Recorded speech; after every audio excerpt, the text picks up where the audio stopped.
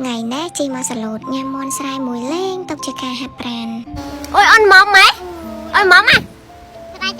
mắm ôn làm coi vậy ăn bài à